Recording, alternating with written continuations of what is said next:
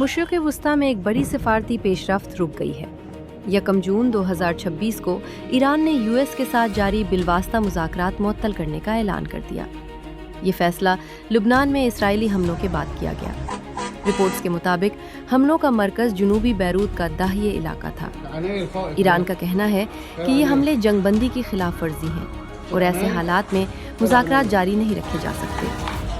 لبنان پہلے ہی شدید نقصان اٹھا چکا ہے۔